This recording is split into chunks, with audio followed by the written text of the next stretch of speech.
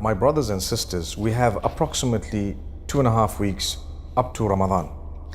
So one thing I would like to sincerely advise myself and yourselves, and this is going to be Ramadan with a difference. From now, write down 30 bad habits that you have, something you need to eradicate. 30 things. A bad habit could mean something you're doing that's not good, or something that you're not doing that you're supposed to be doing. Yourself to obedience, write down what it is.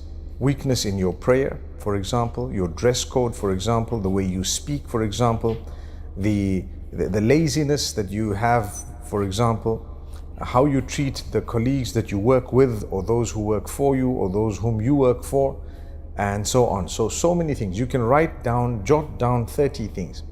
Every day of Ramadan, concentrate on one thing and remind yourself why you need to change that thing, and promise Allah that you will change it, and start making that effort even before Ramadan. But as Ramadan is passing, on a daily basis, look at each one of those things one at a time.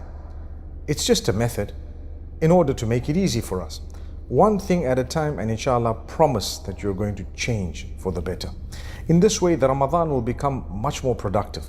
The idea of the fasting and the entire month of Ramadan, لَعَلَّكُمْ تَتَّقُونَ, in order that you achieve taqwa, which is the consciousness of Allah, or the development of the correct relationship with Allah subhanahu wa ta'ala. So, if we are going to be able to change 30 things every year, imagine the type of person we're going to become. In no time, we'll become a lovely person. And then, if you need help to identify your weaknesses, talk to those whom you live with. And don't feel bad when they tell you what needs correction with you. Correct it. Become more conscious of those whom you live with. If you're married, make a relationship with your spouse better. Make it better. And inshallah, you will be able to achieve so much from Ramadan. It will become such a beautiful month for you, with the softening of the heart, the improvement of the relationship, not just with Allah subhanahu wa ta'ala, but with everyone else.